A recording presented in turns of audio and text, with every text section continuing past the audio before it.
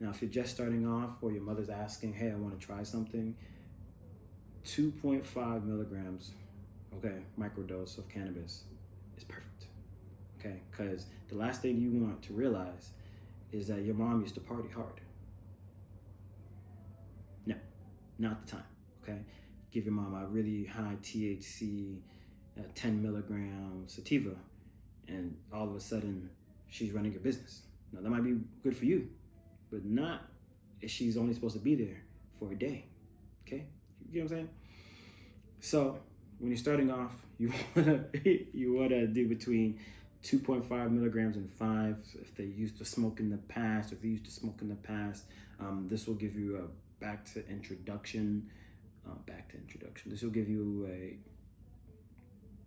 I can't even say like a taste, but I mean, like, oh, okay, cool. Like I feel this, if you smoked more recently, and even regular smokers, I realize sometimes 10 milligrams is a good dosing, especially if you're doing more recent things.